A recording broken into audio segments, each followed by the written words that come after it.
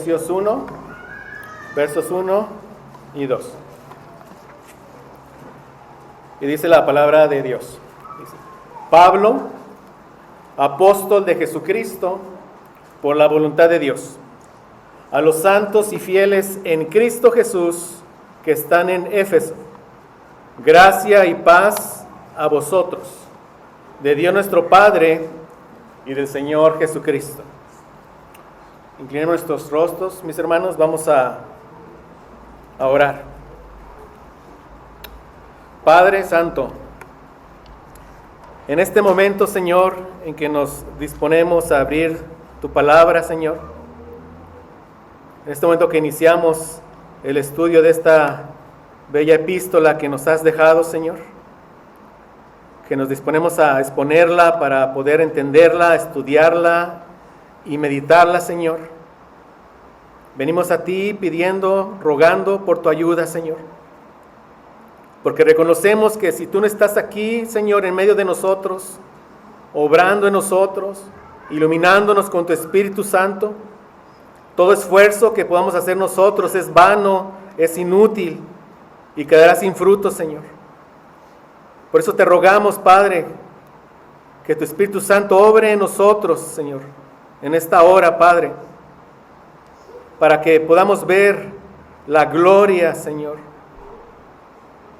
la gloria tuya en las Escrituras, Padre, la gloria de esa salvación que ha llegado a nosotros por pura gracia. Que tu voluntad sea hecha en nosotros, Señor, en esta tarde. Padre, santifícanos, Señor. Confróntanos de pecado, haznos ver áreas que tenemos que corregir. Pero danos consuelo sabiendo que nuestro Señor Jesucristo te obedeció en todo, Padre. Y te ruego, por favor, si es tu voluntad, que conviertas almas, Padre.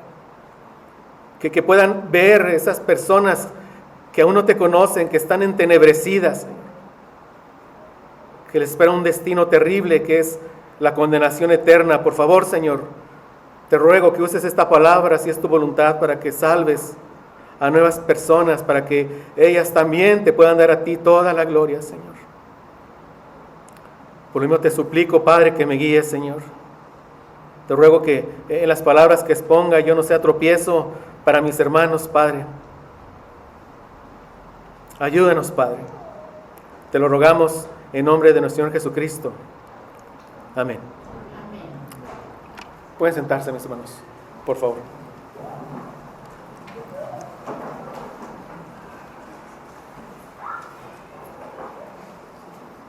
Pues gracias, Señor, estoy muy agradecido con Él, gozoso, porque nos permite iniciar este estudio de la epístola del apóstol Pablo a los Efesios.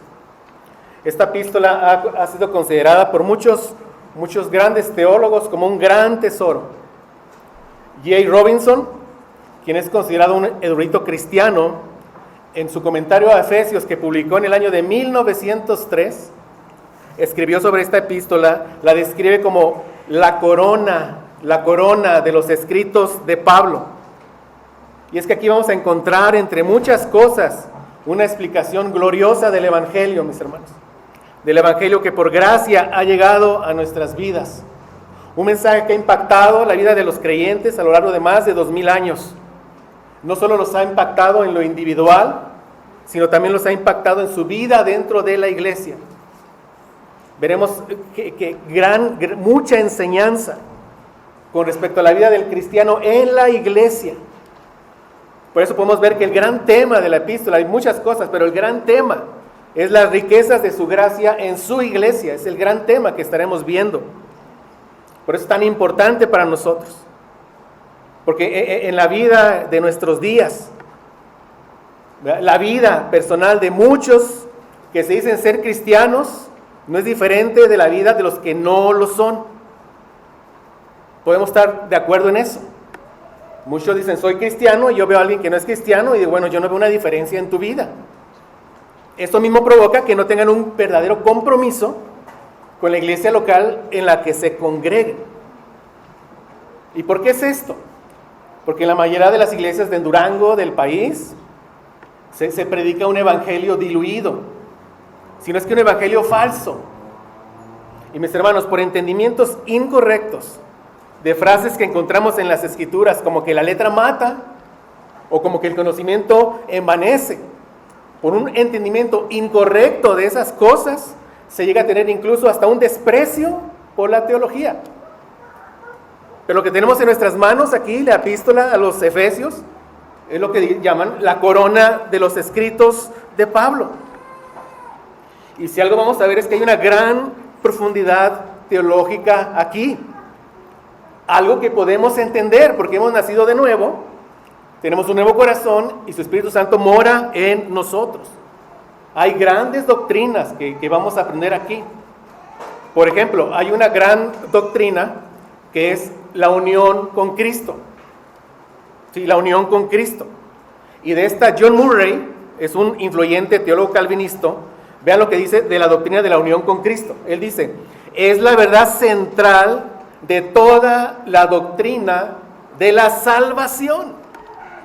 ¿Ven? O sea, la unión con Cristo es la verdad central de toda la doctrina de la salvación. Y si bien es cierto que es la verdad central, hermanos, es una doctrina poco entendida, incluso ignorada, incluso olvidada. Entonces, mis hermanos, Pablo, inspirado por el Espíritu Santo de Dios, nos va a enseñar que fuimos escogidos en Cristo, que fuimos redimidos en Cristo, que tenemos herencia en Cristo, que fuimos sellados en Cristo. O sea, nos va a enseñar que todas las bendiciones espirituales que tenemos fluyen de nuestra unión con Cristo, como veremos en los mensajes desde la eternidad hasta la eternidad. Ese es uno de los temas que aquí se desarrolla, mis hermanos. Entonces, gracias al Señor, ya he estado un tiempo preparando obviamente esta epístola. Mi oración ha sido primeramente que el Señor me enseñe, me ayude a sacar las verdades de aquí para poderlas comunicar de una manera correcta. Mi oración es que la exposición de esta epístola, que tardaremos unos 6, 7 meses, no lo sé, nos avive, mis hermanos, que nos avive, que nos haga despertar, para que nuestro amor por Cristo y por la iglesia que Cristo ha comprado con su sangre se desborde, para que sirvamos con amor a Cristo, y para que en la misericordia del Señor muchos que lleguen aquí, los que lleguen, que no conozcan a Cristo, ¿verdad?, lleguen a salvación, mis hermanos. ¿Sí? Entonces vamos a empezar a ver que el documento que estamos por estudiar es justamente eso, una epístola. Las cartas o las epístolas en su tiempo se caracterizan por tener una salutación inicial, un mensaje y una salutación final. Y en las epístolas de Pablo vemos eso claramente. Tenemos una salutación inicial en los versos 1 y 2. Tenemos el mensaje o el cuerpo doctrinal a partir del verso 3 del capítulo 1 hasta el verso 20 del capítulo 6. Ahí tenemos todo el cuerpo de lo que nos deja Pablo. Y la salutación final la tenemos del verso 21 al verso 24 de este capítulo 6. Ahora, mis hermanos, en la salutación inicial podemos identificar 3 aspectos. Número 1, el autor, el cual claramente es Pablo, apóstol de Jesucristo. Número 1 encontramos el autor. Número 2 encontramos los destinatarios, aquellos que reciben la carta, y se nos dice que son los santos y fieles en Cristo Jesús que están en Éfeso. Ahora, dicho sea de paso, están en Éfeso, esto lo vamos a ver, hermanos, el próximo domingo, pero en Éfeso, esta era una de esas cartas que debían de circular por la provincia del Asia Menor, y como Éfeso era la más importante, por eso se conoce así, pero no está dirigida particularmente a ellos, sino era una carta que debía de circular, y gracias a Dios que llegó hasta nuestras manos. Número 1, autor. Número 2, destinatarios. Y número 3, tenemos una bendición apostólica. Dice el apóstol: gracia y paz a vosotros de Dios nuestro Padre y del Señor Jesucristo. Ahora, el día de hoy, mis hermanos, vamos a ver solamente lo relacionado con el autor. Solamente con el autor. Ahorita van a entender por qué. Lo relacionado a los destinatarios, la bendición apostólica y ver más detalles del cuerpo del mensaje, lo veremos, si Dios quiere, el próximo domingo. ¿Y por qué vamos a ver solo lo del autor? Porque desde que leemos la primera línea que dice, lee conmigo, dice Pablo, apóstol de Jesucristo, por la voluntad de Dios, mis hermanos, algo que vamos a ver ahí es lo siguiente. Es que esa experiencia de salvación de Pablo es un modelo de nuestra propia experiencia de salvación en Cristo. Y mira, para que entiendas esto, a ver, ¿qué llevó a Pablo? ¿Qué llevó a Pablo a dar esa alabanza gloriosa que encontramos en Romanos 11? Muévete un poquito ahí, por favor. Romanos 11, que la tenemos del 33 al 36. ¿Sí? Es decir, ¿qué llevó a Pablo a decir, oh profundidad de las riquezas, de la sabiduría y de la ciencia de Dios? Cuán insondables son sus juicios, e inescrutables sus caminos. Porque ¿quién entendió la mente del Señor? ¿O quién fue su consejero? ¿O quién le dio a él primero para que le fuese recompensado? Porque de él y por él y para él son todas las cosas. A él sea la gloria por los siglos. Amén. ¿Qué llevó a Pablo a irrumpir en esta alabanza a Dios? ¿Qué lo llevó, mis hermanos? Justamente todo lo que nos había puesto en los primeros 11 capítulos. ¿Qué está haciendo el apóstol Pablo? Sino explicándonos la doctrina de la salvación, la justificación, la elección. Entonces, él ve la gloria de toda esa doctrina y él cae postrado en alabanza a su Dios que lo había rescatado. Ahora, te hago la siguiente pregunta. Mira, vamos a ver, dice Pablo, vamos a Efesios ahora, Efesios 1.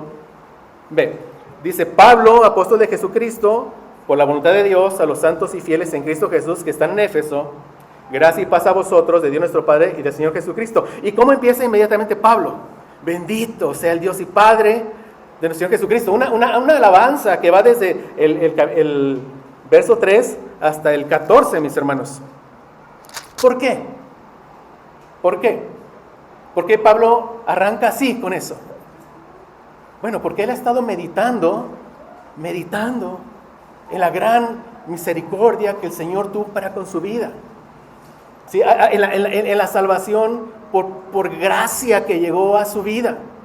Él ha estado meditando en cómo el Señor llegó a su vida, cómo lo encuentra en Damasco, que vamos a ver hoy. Está meditando en todo eso, entendiendo que Pablo estaba entenebrecido de su mente, como veremos, y que con todo Dios va en busca de él, Cristo, para salvarlo. Meditando en todo eso. Sí, porque lo vemos, apóstol de Jesucristo, de él vino por mí, por la voluntad de Dios. Y entonces, él no se contiene, irrumpe pronto en esta alabanza. Bendito sea el Dios y Padre del Señor Jesucristo. Entonces, por eso Pablo, entendiendo, siendo enseñado por Cristo, entendiendo la gloria de la salvación, mis hermanos, de una manera gloriosa. Cristo se la enseñó directamente a Pablo. Él quiere que todos, en Éfeso principalmente, Asia Menor, por supuesto todos los cristianos, entendamos esa gran obra de redención para que caigamos igual que Pablo, postrados así, alabando la gloria de su gracia. Gracias, Padre, porque me elegiste desde la eternidad. Gracias, Padre, porque enviaste a tu Hijo a morir por mis pecados cuando yo merecía solo tu ira. Gracias, Padre, porque envías a tu Espíritu Santo para que me des esa seguridad de salvación. Y sé que estoy tan seguro que te veré cara a cara cuando vengas. Por eso te bendigo, Padre de mi Señor Jesucristo. Te alabo la gloria de tu gracia. Eso lo vamos a encontrar 3 veces en estos primeros versos, del 3 al 14. Entonces, por eso es que es importante ver lo relacionado a este primer enunciado. Pablo, apóstol de Jesucristo, por la voluntad de Dios. Porque desde ya ahí hay mucha instrucción doctrinal para nosotros, mis hermanos, para nosotros, ¿sí? Entonces vamos a ver que esa experiencia de salvación del apóstol Pablo, mis hermanos, es un modelo de nuestra propia experiencia de salvación. Es decir, la manera en que Pablo llegó a salvación es la misma manera en que todo cristiano llega a salvación, es lo que vamos a ver. Por eso el título del mensaje de hoy es Pablo, un modelo de nuestra vida en Cristo. Pablo, un modelo de nuestra vida en Cristo. Ahora, mis hermanos, si vamos a ver esta experiencia en Pablo, y es lo que va a dictar gran parte del mensaje que sigue, es muy importante estar seguros que el autor de la epístola fue Pablo, ¿cierto? Es decir, si yo aquí estoy trayendo la vida de Pablo y todo Pablo y resulta saber que esto no lo escribió Pablo, ya estamos muy mal, ¿cierto? Entonces vamos a ver primero que verdaderamente fue Pablo el que la escribió. En primer lugar tenemos la evidencia que se le llama interna. ¿Qué es esto? La que encontramos en la misma escritura. Verso 1, ¿qué dice? Pablo, ¿qué? Apóstol de Jesucristo. Él mismo se identifica. Yo soy el autor. Y también lo dice en Efesios 3.1. Muévete ahí, por favor. Efesios 3.1. Dice, por esta causa yo Pablo, ven, yo Pablo, prisionero de Cristo Jesús por vosotros los gentiles. Pablo dice prisionero porque él estaba encarcelado en Roma. Pero le agrega, en Cristo Jesús, como veremos, porque él sabe que está ahí, pero por la voluntad del Señor de señores y del Rey de reyes, ¿verdad? Eso lo vamos a ver. Pero el punto es que se identifica él mismo en dos partes de la epístola, yo soy el autor. Ahora, mis hermanos, con todo, algunos académicos niegan que Pablo haya sido el autor de esta epístola. Varios argumentos que ellos dan para negar que fue Pablo. Y un argumento que ellos dan, dicen que el lenguaje que Pablo usa en esta epístola es muy diferente al que usa en otras epístolas. Por eso, mis hermanos, es muy importante estar seguros que el autor de esta epístola verdaderamente fue Pablo. Por lo que ya les dije, desde la salutación vemos que su salvación es un modelo de nuestra salvación. Entonces tenemos que ver al menos otras tres razones, aparte de la evidencia interna, para que estemos seguros de que Pablo es el autor. La primera razón, mis hermanos, es que es sencilla. O sea, Pablo pudo haber escrito en un lenguaje diferente a como escribió a otra iglesia. Por ejemplo, a los romanos. O sea, ese argumento de que Pablo no es porque escribe diferente, realmente tiene poco peso para descalificar a Pablo. Y en esto no me quiero dedicar mucho, hay otros argumentos. Otra razón es que el testimonio externo, ¿qué es esto? Lo que decían las personas que recibían la epístola de la iglesia primitiva, de la iglesia de los primeros siglos, con respecto a que Pablo es el autor, es inmenso, mis hermanos. Es inmenso. O sea, los ancianos, los escritores, los pastores de esa iglesia de los primeros siglos, ellos tomaban citas de esta carta de la epístola y reconocían que el autor era Pablo. Clemente de Alejandría, por ejemplo, él en el siglo III, él cita Efesios 4, del 13 al 15, en su obra El Instructor, así se llama su obra, y lo cita. Y él atribuye que es Pablo. Tertuliano, él nace a finales del siglo II, en su obra Contra Marción, él presenta a Pablo como el autor de la carta a los Efesios. Ireneo conocía de buena fuente la historia de la iglesia primitiva, la tradición de los apóstoles. Y él cita algunos pasajes de esta epístola en su obra Contra las herejías y las atribuye, y él dice, al bendito Pablo. Lo mismo encontramos, mis hermanos, en autores como Policarpo, Ignacio, Clemente de Roma, etc. Es decir, el testimonio es inmenso. Una tercera razón es que el cuerpo doctrinal, o sea, ya lo que vamos a ver en el mensaje, es típicamente paulino. Hermanos, en la gramática griega, que yo le llamo la gramática del Evangelio, como hemos visto, Pablo, ¿qué hace primero? 3 capítulos donde nos presenta los indicativos. ¿Qué es esto? Lo que Dios hizo en nuestras vidas. Lo que Dios hizo en nuestras vidas. Y después va a dedicar los siguientes 3 capítulos para que los imperativos, nuestra obediencia. ¿Por qué? Por lo que Dios hizo en mi vida. Eso es paulino, típicamente.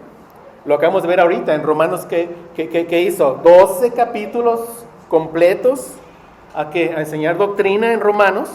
¿Y cómo inicia Pablo Romanos 12:1?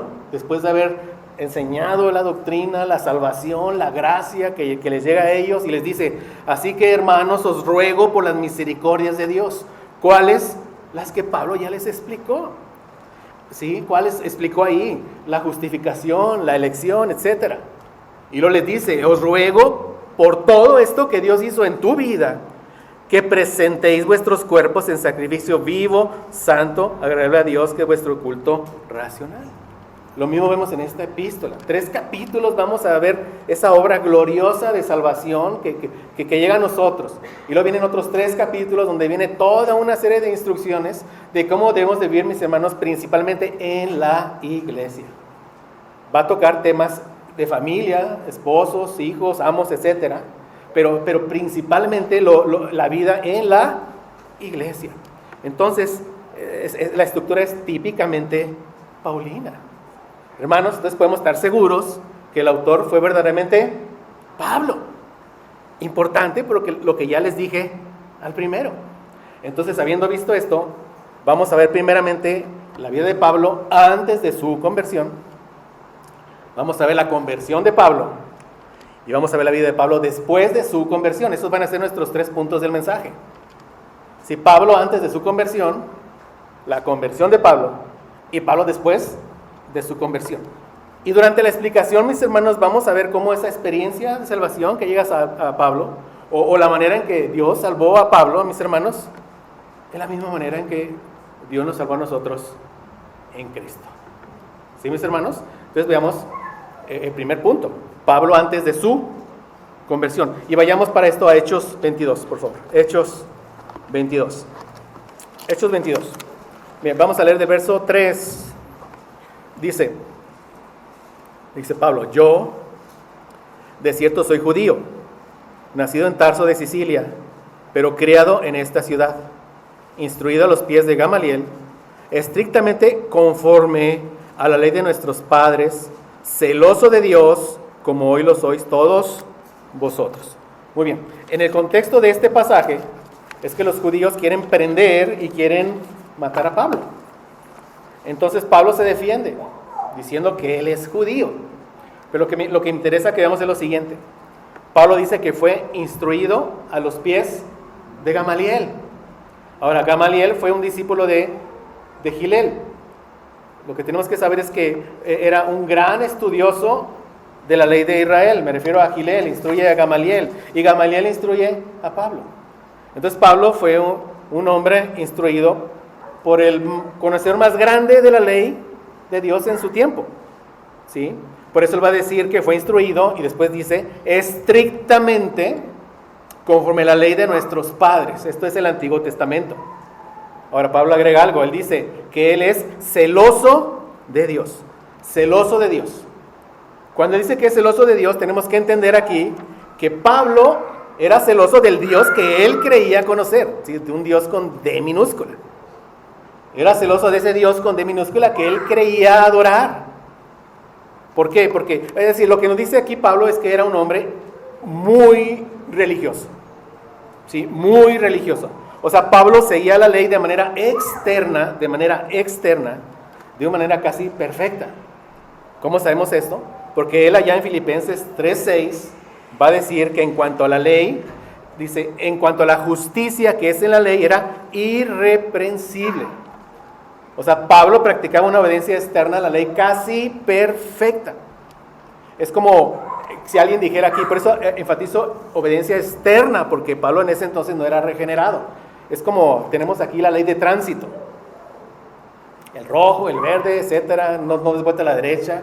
Y que alguien dijera, en cuanto a la ley de tránsito, yo soy irreprensible. Y no es que no tenga ninguna multa, es que yo nunca me he pasado un alto. O sea, yo nunca he dado vuelta, nunca he metido en contra. Yo soy a eso me refiero. Eso, Pablo podría decir eso, o sea, irreprensible. O sea, Pablo practicaba esa obediencia externa a la ley casi de manera perfecta. Era celoso de su religión. Ahora, ¿cómo demuestra Pablo su celo? ¿Cómo demuestra su celo? Sigamos leyendo. Hechos 22, 4 y 5. Vean, dice: perseguía yo este camino hasta la muerte. Este camino es a los cristianos, prendiendo y entregando en cárceles a hombres, a mujeres, como el sumo sacerdote también me es testigo, y todos los ancianos, de quienes también recibí cartas para los hermanos. Y fui a Damasco para traer presos a Jerusalén, también a los que estuviesen allí, cristianos. ¿Para qué? Para que fuesen castigados. Ese era el celo de Pablo por Dios. Tan religioso, tan celoso, que perseguía a los cristianos. Pablo mismo nos dice, algunos los mataba. Perseguía yo este camino hasta la muerte, dice él. Los mataba. A otros los atrapaba, dice, prendiendo. A otros los metía en cárceles. Y dice, hombres y mujeres. O sea, la religión, hermanos, practicar la religión sin Cristo lleva a eso, a odiar a Cristo. Lo vemos aquí. A odiar a Cristo. O sea, hombres religiosos, hombres que no tienen a Cristo, según ellos piensan, obedientes, realmente no. Odian a Cristo, odian la iglesia de Cristo. ¿Sí? Entonces tengan mucho cuidado con eso. Ahora, vean, en Hechos capítulo 7, verso 58, Hechos capítulo 7, verso 58, donde se nos narra el asesinato de Esteban, Hechos 7, 58, ¿qué leemos ahí? Y echándole fuera de la ciudad, le apedrearon. ¿A quién? A Esteban. Y los testigos pusieron sus ropas a los pies de un joven que se llamaba Saulo. Más adelante, en Hechos 8:1, ahí leemos que Saulo consentía en su muerte. Vean, cuando estaban apedrando y asesinando a Esteban, Pablo lo que decía es, sí, mátenlo, es lo que decía él. Eso es justo, porque él es un blasfemo al entendimiento de Pablo. Pablo consentía en la muerte de Esteban. Entonces, desde ya, mis hermanos, podemos ver algo. El entendimiento de Pablo estaba entenebrecido. Entenebrecido. O sea, ¿cómo se veía Pablo a sí mismo? Irreprensible. ¿Por qué? Porque estaba acabando con todos aquellos que, según Pablo, blasfemaban el nombre de Dios. ¿Y cómo blasfemaban el nombre de Dios? Porque ellos decían que Cristo era el Señor. Pablo se veía a sí mismo, es como él se veía a él, recto, justo, irreprensible, celoso de Dios, celoso de la ley, de las Escrituras. Pero lo que vemos es que Pablo realmente, ¿qué tenía? El entendimiento entenebrecido. Porque lo llevaba a matar a la iglesia de Cristo. ¿Lo vemos, mis hermanos?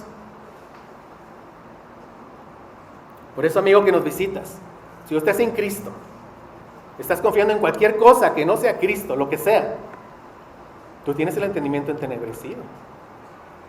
Ahora, nosotros también tuvimos el entendimiento entenebrecido. De nuevo, Pablo creía estar siguiendo a Dios, buscando a Dios, quería estar creciendo en santidad, ¿sí? Quería ser cada día una persona más espiritual. Pero la realidad es que estaba mal, estaba muerto, no entendía. Perseguía, encarcelaba a los cristianos. ¿Ven? Por eso él le va a escribir a los efesios, a las iglesias de Asia y a nosotros, lo mismo. Lo mismo nos va a decir. ¿Qué? Que tenemos el entendimiento que teníamos, si estamos en Cristo, entenebrecido. Efesios 4, 17 y 18. Vamos ahí, por favor. Efesios 4, 17 y 18. Esto pues digo y requiero en el Señor, que ya no andéis como los otros gentiles, que andan en la vanidad de su mente. 18.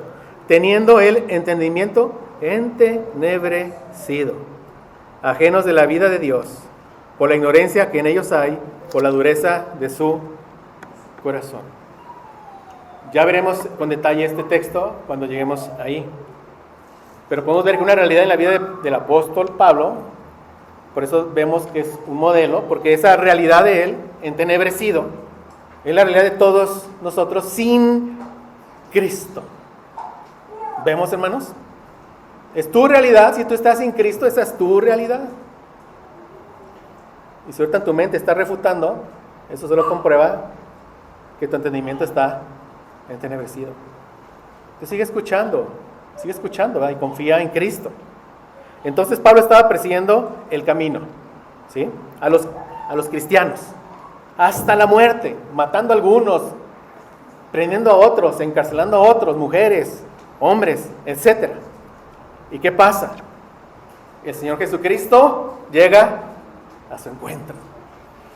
Que es nuestro segundo punto, la conversión de Pablo. Vamos a ver la conversión de Pablo. O sea, Jesús va al encuentro de Pablo. no del Pablo espiritual como él pensaba, sino del asesino de la iglesia de Cristo. ¿Ven? Va al encuentro de un asesino, de uno que perseguía a cristianos para matarlos, porque según Pablo blasfemaban el nombre del Señor.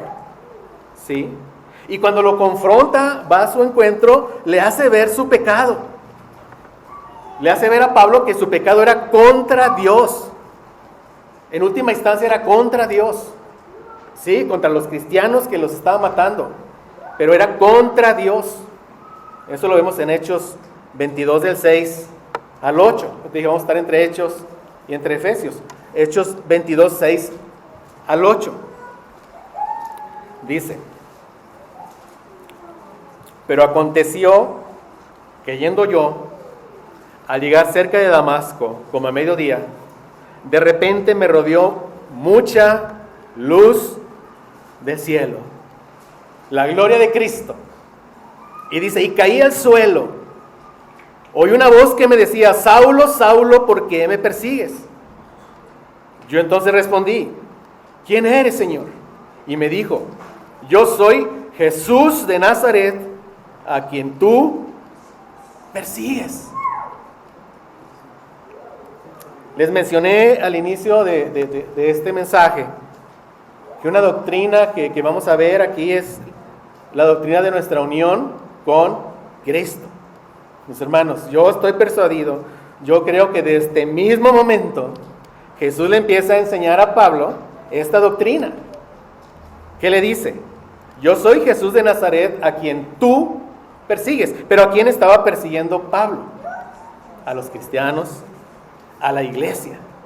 Pero es tal, mis hermanos, nuestra unión con Cristo, que Jesús le dice: es a mí a quien estás persiguiendo. Porque la unión, de la iglesia con Cristo es tal que se le define como su cuerpo y Cristo la cabeza. Cristo sustenta, Cristo cuida, ¿sí?, a su esposa. Entonces, quien agrede a su esposa, a su iglesia, agrede a Cristo. ¿Ven? Pero entonces, el Señor Jesucristo le sale al encuentro, va por Pablo en toda su gloria, tanto que lo dejó ciego. Como va a decir más adelante en el versículo 11, dice: yo no veía a causa de la gloria de la luz.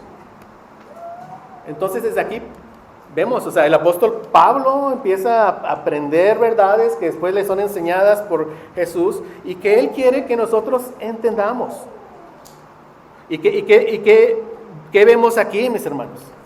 O sea, si algo vemos aquí es que nadie con un poco de cordura racional, nadie puede negar que Pablo no estaba buscando a Dios. ¿Cierto? Si algo Pablo no estaba haciendo no estaba buscando a Dios.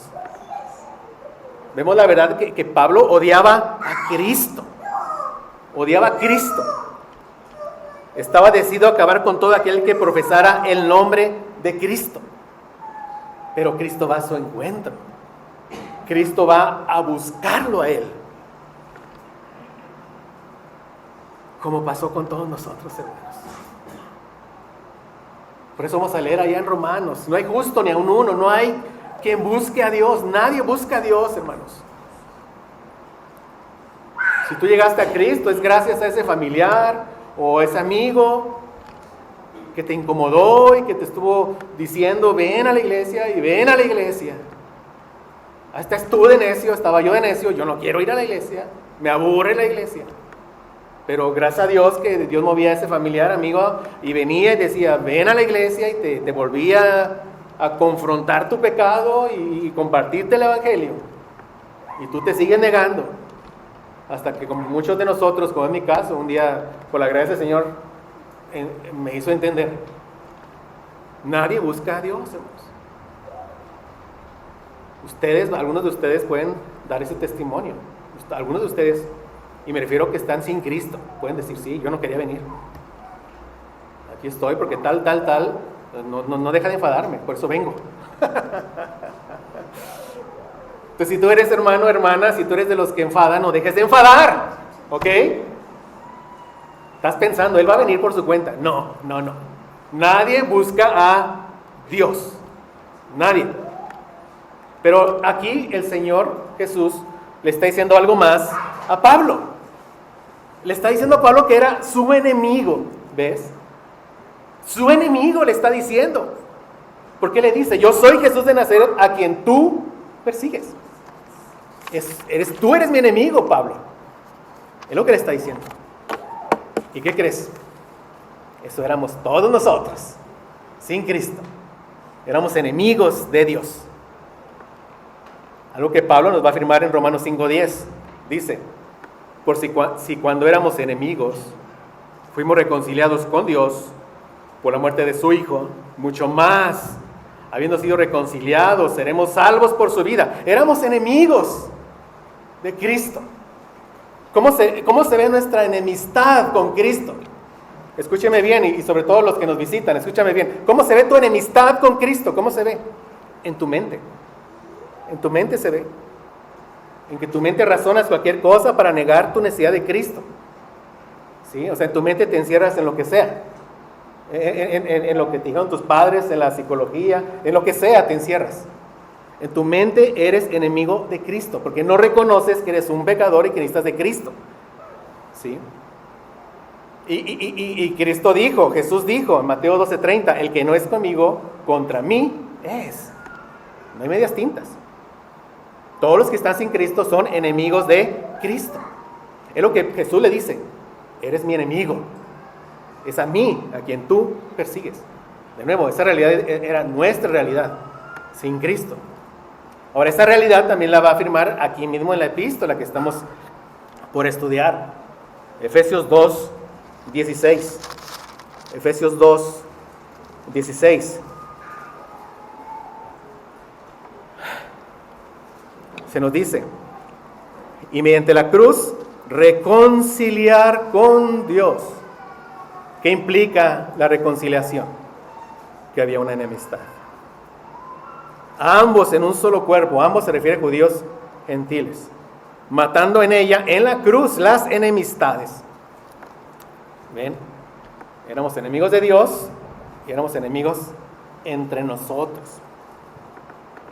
Todos los que están sin Cristo no están unidos, son enemigos entre ellos. Eso éramos nosotros.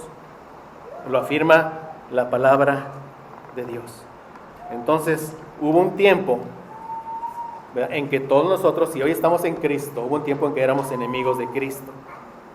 Pero gloria al Señor, que al igual que con Pablo, Cristo vino a nuestro encuentro, amén. De nuevo, por medio de ese familiar, como haya sido, pero Él te buscó. Entonces, Pablo no estaba buscando a Dios, porque nadie busca a Dios. Nadie busca a Dios, no hay quien entienda. Romanos 3:10, nadie busca a Dios. ¿Sí? Ahora, vean, el Señor fue a buscar a Pablo, no para traerle juicio ni castigo. ¿Para qué lo buscó? Para mostrarle su misericordia. Wow, gracias a Dios. ¿Por qué? Porque en este tiempo, en esta historia, antes de que venga Cristo, a todos los que Cristo busca, es para mostrarles su misericordia, para traerlos a Él. Por eso insistamos, hermanos, sí, insistamos, traigámoslos. Y si llega y está que sí, que no te desanimes, pues ya entiendes por qué. Pero quizá la palabra le dé vida ahí, ¿sí? Pablo merecía morir, ¿sí o no? Él merecía morir, dice Romanos 6:23, la paga del pecado es muerte. ¿Qué está haciendo Pablo? Asesinando a los cristianos. Él merecía morir. Pero nos sigue diciendo Romanos 6:23, mas la dádiva de Dios es vida eterna en Cristo Jesús. Entonces, cuando Jesús va al encuentro de cualquier persona de este lado de la gloria, de este lado donde estamos, ¿es para qué? No para mostrar su ira. ¿Para qué? Para mostrar su misericordia, así como la mostró con nosotros. Seguimos leyendo en Hechos 22, del 9:10. Vean, esto es precioso. Dice, y los que estaban conmigo vieron a la verdad la luz y se espantaron, pero no entendieron la voz del que hablaba conmigo. Y dije, ¿qué haré, Señor? Aquí la palabra usada para Señor es kurios en el griego. ¿Qué quiere decir esta palabra? Señor, soberano, amo, dueño. Vean, o sea, que ya le había dado nueva vida a Pablo aquí. Porque ¿qué dice Jesús? ¿Qué haré, Señor, dueño de mi vida? Ven, dime, ¿qué hago ya? Pero ya había recibido el perdón de Jesús y veremos cómo se dio eso después. Pero lo que debemos de ver es que en Pablo ya ha ocurrido un gran cambio en su vida. A ese Pablo que perseguía, a ese que odiaba a Cristo, ahora le llama Señor. Rendido a sus pies. ¿Qué haré, Señor? Pablo ahora tiene vida espiritual. Pablo no podía ver a causa de la gloria de la luz, como dice Hechos 22:11. Estaba ciego físicamente, pero ¿qué tenía Pablo ahora? Ojos espirituales.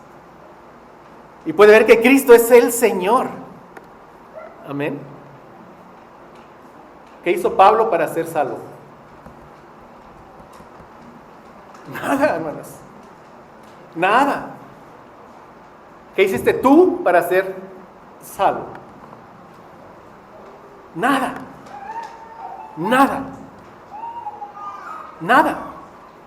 Aún la fe en Cristo te fue dada. ¿Ven? Por eso Pablo nos va a decir en Efesios 2, 8 y 9. Nos va a decir en Efesios 2, 8 y 9. Porque por gracia sois salvos por medio de la fe. Y si alguien dijera, ya ves, ahí está. Yo puse mi fe. No. ¿Qué dice? Y esto, lo anterior, no de vosotros, pues es un don de Dios, no por obras, para que nadie se gloríe. Ve, está Pablo meditando en la obra de salvación que llega a su vida. Después de estar meditando en esto, ¿qué hace? Bendito sea el Dios y Padre de nuestro Señor Jesucristo. ¿Lo puedes ver? Es lo que está pasando. Entonces, si somos salvos, mis hermanos, al igual que Pablo, que los efesios, que los cristianos de Asia Menor, que los cristianos de México, de Durango, de los cristianos de aquí, al igual que todos, no fue por obras. No había nada que pudiéramos hacer nosotros para salvarnos. Solo fue por la bendita gracia de Dios. Amén. Solo por eso. Sigamos leyendo Hechos, por favor, 22, la segunda parte del 9 al 11. Dice: y el Señor me dijo, levántate y ve a Damasco, y allí se te dirá todo lo que está ordenado que hagas. Dios ya sabía desde la eternidad todo lo que Pablo iba a hacer. Por eso nos va a decir en Efesios 2:10. Sí, porque somos hechura suya, creados en Cristo Jesús para buenas obras, las cuales Dios preparó de antemano para que anduviéramos en ellas. ¿Y qué le está diciendo aquí? Todo lo que está ordenado que hagas. Dice, y como yo no veía a causa de la gloria de la luz, llevado de la mano por los que estaban conmigo, llegué a Damasco. Entonces aquí tenemos a Pablo, ese feroz Pablo, el asesino. ¿Ahora qué? Humillado por el Señor, ciego y llevado de la mano. Humillado pero salvado, perdonado. Entonces, hemos visto la vida de Pablo antes de su conversión. Hemos sacado algunas realidades para nosotros. Hemos visto la vida de Pablo o la conversión de Pablo. Hemos sacado algunas realidades para nosotros. Entonces veamos ahora el tercer punto, la vida de Pablo después de su conversión. Hechos 22, 12 al 13. Dice, entonces uno, llamado Ananías, varón piadoso según la ley, que tenía buen testimonio de todos los judíos que allí moraban, vino a mí, Y estas palabras, hermanos. Vino a mí, acercándose me dijo, hermano Saulo, recibe la vista. Y yo en aquella misma hora recobré la vista y lo miré. Aquel que era asesino, enemigo de la cruz de Cristo, ahora es llamado hermano Saulo. Hermano Saulo. Pablo le está diciendo, te rescaté de allá, de la vanidad de tu mente, y te incorporé a una familia. ¿Ves? A la familia de Dios. Ahora es hermano de todos los que por la misma gracia y misericordia están aquí. Ese asesino, ahora es llamado por Ananías, hermano Saulo. Si vemos en otro pasaje paralelo, vemos que Ananías cuando le dice Dios ve, y no, dice, pero este es el que anda asolando y matando. Dice Dios ve porque instrumento escogido me es este. Y yo le voy a mostrar todo lo que tiene que padecer por mí. Y vaya que se lo mostró. Pero ve este asesino, enemigo, ¿ahora qué es? Hermano Saulo. Wow, gracias a Dios. No sé tu vida pasada, si anduviste metido en qué, no lo sé, en drogas, adulterios, borracheras, fornicaciones, no sé, estabas afuera. Dios te salva y te trae aquí. Y si eres un verdadero cristiano, llegas y tú y escuchas, hermano, lo que sea. Wow, estás en una familia en Cristo. Amén. Gracias a Dios. Ahora, una nota. Algunos dicen, una nota, que Jesús cuando va al encuentro con Saulo le cambia el nombre a Pablo. Pero eso no es así, porque ¿cómo le llama? Hermano Saulo. Simple y sencillamente su nombre hebreo era Saúl, como el primer rey, Saúl o Saulo. Su nombre latino era Paulus o Pablo en español. Por eso vemos que Ananías le llama hermano Saulo. ¿Ok? Una nota. Pero entonces ahora Pablo es parte de la iglesia. Y va a ser comisionado por Cristo para ser su apóstol. Su apóstol. Y en esta parte, mis hermanos, de entrada les digo, aquí eso de Pablo es de Pablo. Ninguno de aquí es apóstol. Pero tenemos que ver ese llamado de Pablo al apostolado. Tenemos que ver aquí qué requisitos había para que alguien fuera un verdadero apóstol. De hecho, Pablo varias veces defiende su apostolado. Era desacreditado. Pero vamos a ver. Entonces vamos a ver el llamado de Pablo para ser apóstol de Jesucristo. Vamos a ver ahora esto. La palabra apóstol significa alguien que es enviado. Así, tal cual. Y tenemos que ver que hay 5 requisitos. Depende como cada quien los agrupe y demás. Yo los agrupé en 5 requisitos que autentificaban que alguien era un verdadero apóstol de Jesucristo. ¿Sí? De Jesucristo. Y Pablo, por supuesto, cumple con todos esos. Sigamos leyendo Hechos 22 del 14 al 16. Hechos 22 del 14 al 16. Y dice, y él dijo, el Dios de nuestros padres, ve, te ha escogido para que conozcas su voluntad y veas al justo y oigas la voz de su boca, porque serás testigo suyo a todos los hombres de lo que has visto y oído. Ahora pues, ¿por qué te detienes? Levántate y bautízate y lava tus pecados, invocando su nombre. Por eso vemos nuevamente en Efesios 1:1, Pablo, apóstol de Jesucristo. ¿Por qué? Porque fue escogido por Cristo, por la voluntad de Dios. Entonces un verdadero apóstol debía haber sido escogido directamente por Cristo. Y Pablo lo fue. ¿Sí? Cristo fue por él. Y después dice, el Dios de nuestros padres te ha escogido para que conozcas su voluntad. Y dice, y veas al justo. Veas al justo. Un verdadero apóstol debía ser testigo de Cristo resucitado. Y Pablo lo fue. Fue a su encuentro. Ahora, un verdadero apóstol debía de ser comisionado directamente por Cristo. Y Ananías le dijo en Hechos 22:15, porque serás testigo suyo a todos los hombres, testigo suyo, de Cristo, a todos los hombres, de lo que has visto y oído. Cristo entonces lo escoge, él llega personalmente, el resultado, y le da esa comisión, lo comisiona para ser su apóstol. Ahora, mis hermanos, número 4, un verdadero apóstol debía tener la capacidad dada por Dios de realizar señales, prodigios y milagros. Eso lo vemos en 2 Corintios 12, del 11 al 12, te lo leo. 2 Corintios 12, del 11 al 12, dice Pablo: me he hecho un necio al gloriarme, vosotros me obligaste a ello, pero yo debía ser alabado por vosotros, porque en nada he sido menos, en nada he sido menos que aquellos grandes apóstoles, aunque nada soy.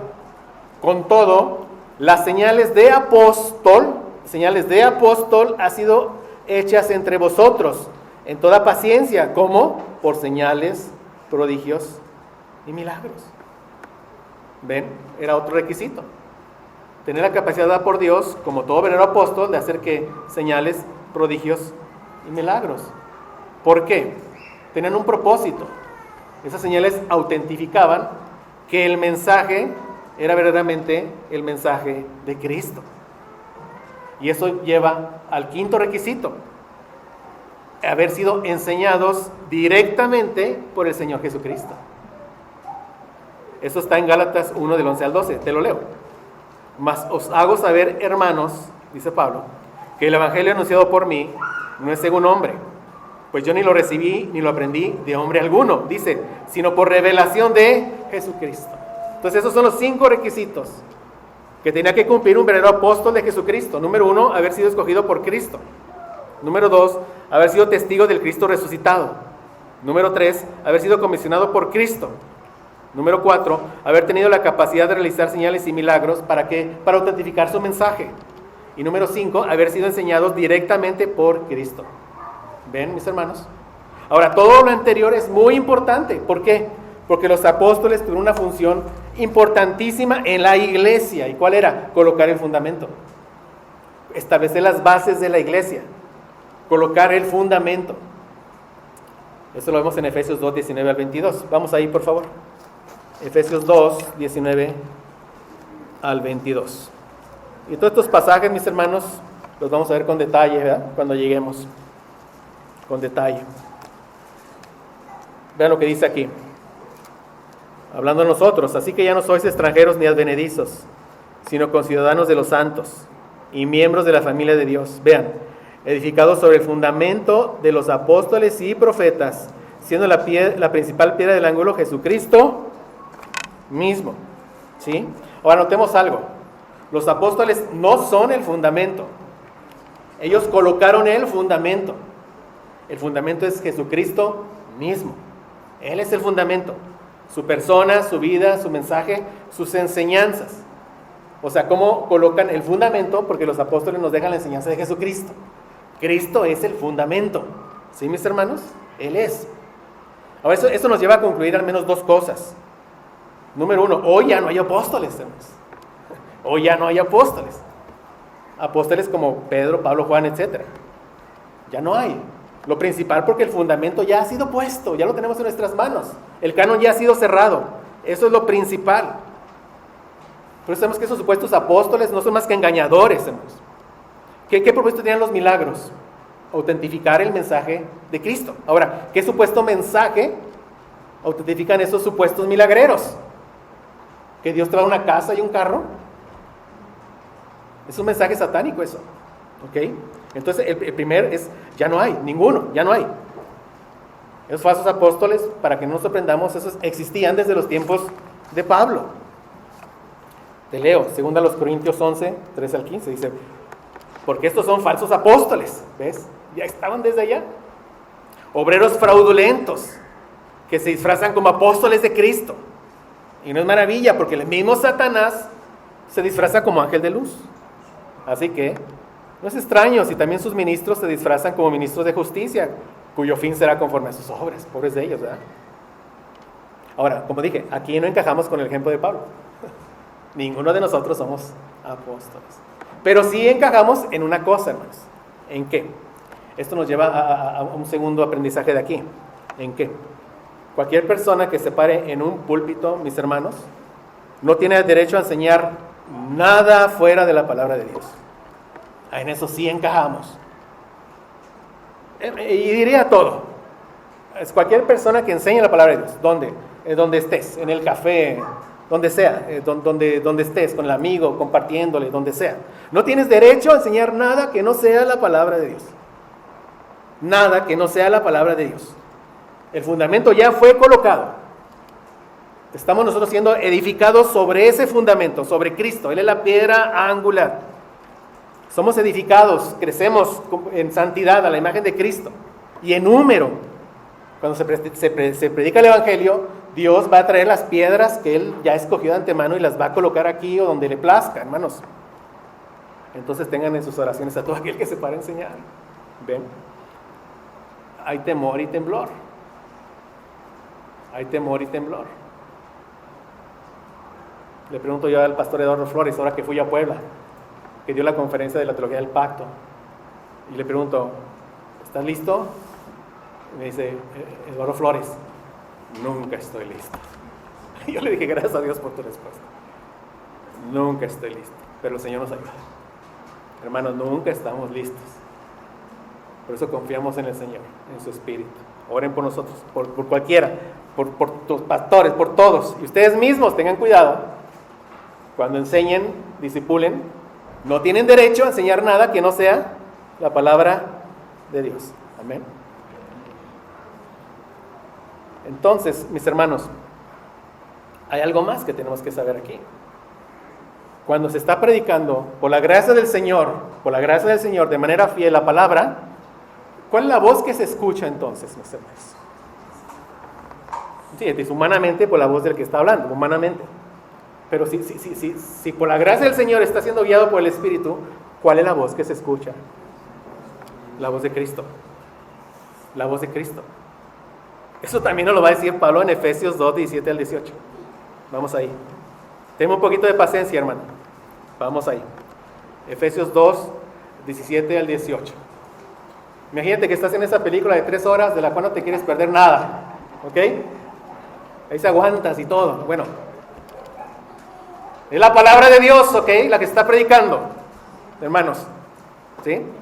Y vean, es la voz de Cristo la que está predicando. Efesios 2, 17 al 18. Dice, y vino, y se refiere a Jesucristo, ¿ven?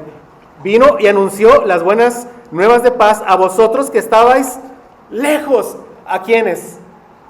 A los efesios. A los efesios. Cristo. Ahora, ¿cuándo fue Cristo a Éfeso? Nunca. Porque dice Pablo que Cristo vino, anunció Él las buenas nuevas de paz a vosotros, a los efesios. ¿Por qué? Por medio de sus apóstoles. ¿Ven? Que el Señor nos ayude, mis hermanos. Que el Señor nos ayude. Esto nos debe llevar, mis hermanos, a no ser irreverentes cuando se predica la palabra del Señor, hermanos. O sea, para eso es el entendimiento de la palabra, ¿cierto? Que nos muestre áreas en las que quizás tengamos que corregir. Yo le doy gracias al Señor, hermanos, que, en verdad, gracias al Señor. Gloria al Señor. Que la mayoría, digo la mayoría, no todos, la mayoría están atentos. La mayoría llegan a tiempo. ¿Sí? La mayoría no están en el celular, no están distraídos, la mayoría. Para aquellos que no, tome nota de esto. ¿Sí? No es por el que esté enfrente. Es un hombre que peca y Dios lo perdona. Ahora, eso no nos justifica, ¿verdad, hermanos? Tampoco. ¿No? Le pedimos al Señor que nos ayude a guardar un testimonio, no nos justifica. Pero consideren que cuando se hable la voz de Cristo, entonces estamos atentos, ¿verdad? No nos dormimos, estamos atentos. Llegamos a tiempo, hermanos, el culto empieza a las 12. Es importante porque todos los elementos son lo que Cristo nos ordenó en el culto. O sea, la oración de inicial tiene un propósito. La lectura del Salmo, los cantos, la lectura en medio de la palabra, etc. Tenemos que venir ansiosos, estando a tiempo, porque eso nos prepara el corazón para cuando la palabra es predicada se implante en nuestros corazones, hermanos. Es parte de la... Entonces, aquellos que tengan que corregir, corríjanlo. Gloria al Señor. ¿Sí, hermanos? Y esto, si usted es fiel por la gracia del Señor, Esto lo va a llevar a ser más fiel aún, ¿verdad? Espero en el Señor. Entonces, nosotros, mis hermanos, seguimos el ejemplo apostólico, no porque somos apóstoles, sino cuando enseñamos la palabra de Dios, porque el fundamento ya fue puesto y es Cristo mismo. Amén. Bueno, entonces hasta aquí hemos visto a Pablo antes de su conversión. Hemos visto la conversión de Pablo.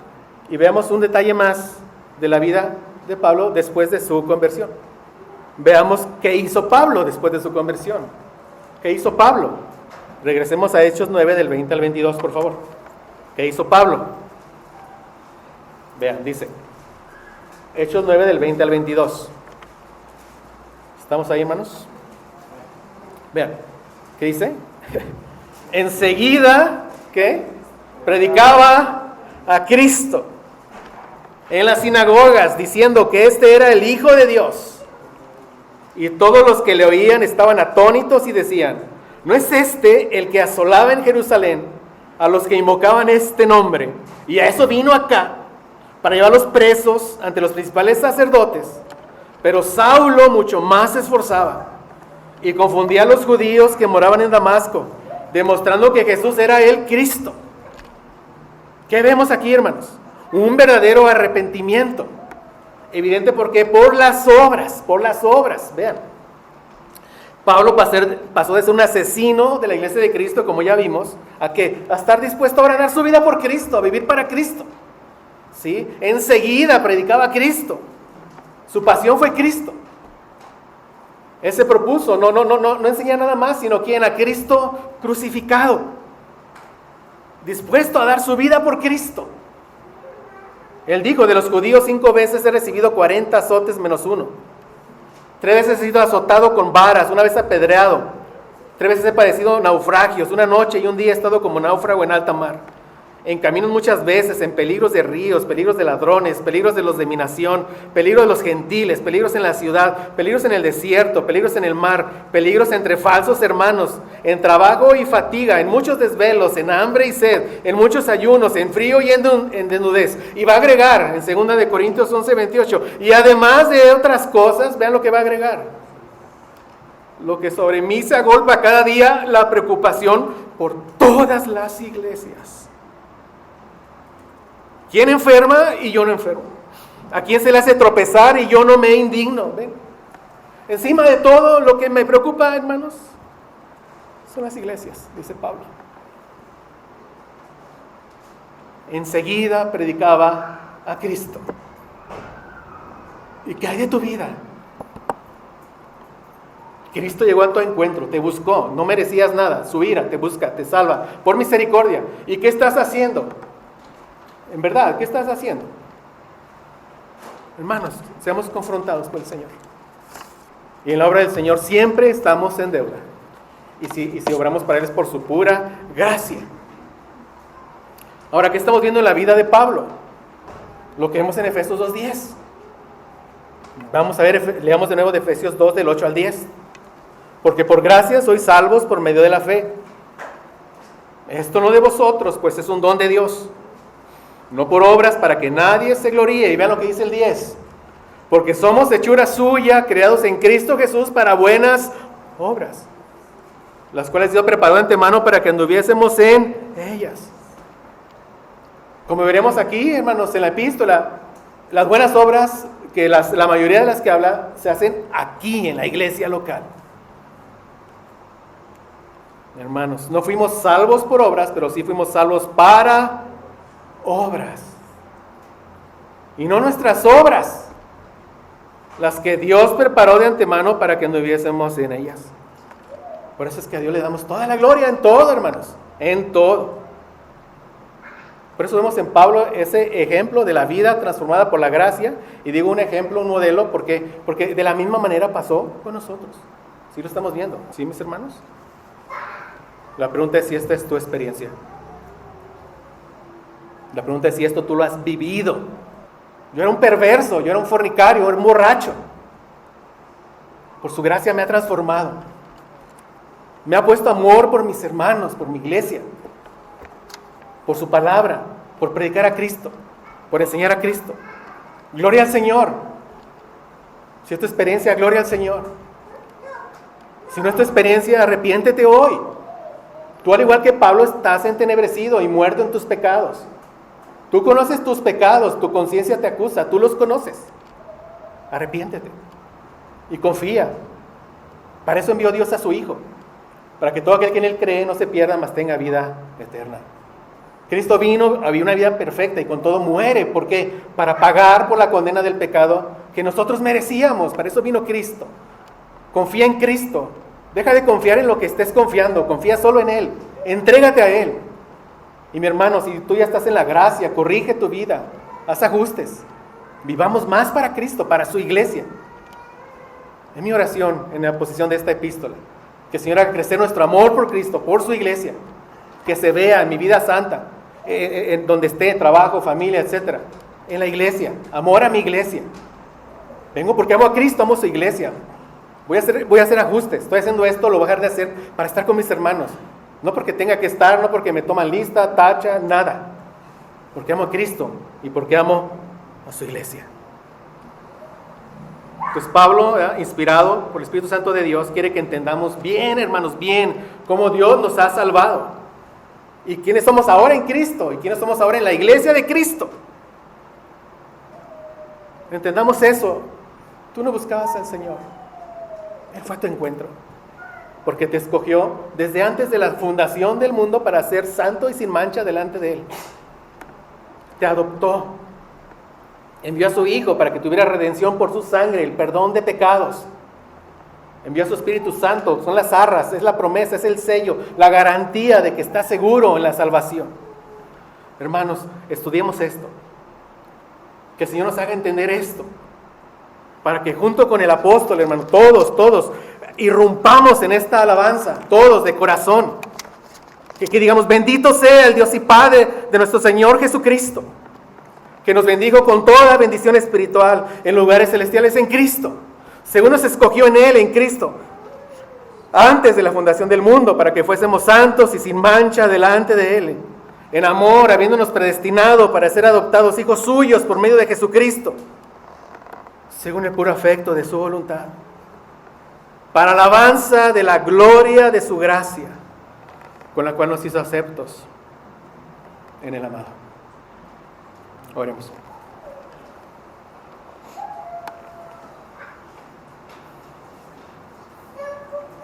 Gracias, Señor, porque nos instruyes con tu palabra, Padre. Gracias porque nos confrontas, Señor, cuando es necesario. Pero gracias porque nos das consuelo, Señor. Ayúdanos, Padre, te lo ruego, en la exposición de estas verdades, Señor, que realmente impacten nuestros corazones. Que realmente entendamos, Señor, que la salvación es solo por tu bendita gracia. No permitas que te robemos la gloria en nada, Señor. Ni pensando que había algo en nosotros por lo cual llegamos a ser salvos, ni pensando que porque somos mejores servimos más. No, Señor. Descansemos solo en tu gracia, solo en tu gracia. Yo no te buscaba, ninguno te buscaba. Y tú por gracia y misericordia viniste a nuestro encuentro, no para traer juicio, sino para traer salvación. Estábamos ciegos y nos diste vida, y nos diste vista, y nos diste oídos. Ahora podemos ver tu verdad en las Escrituras, escucharla, ser confrontados, amarla, afirmarla en nuestros corazones. Y te ruego eso, que tu Espíritu Santo afirme estas verdades en nuestros corazones, Padre. Haz que nuestro amor por ti crezca, que nuestro amor por la iglesia crezca, que se vean buenas obras, Señor, para con los de afuera, pero sobre todo para aquí, para con tu iglesia. Porque esa es tu voluntad, Padre. Te lo rogamos, Señor. Ayúdanos, Padre. Te lo ruego. Te damos gracias en Cristo Jesús. Amén. Amén.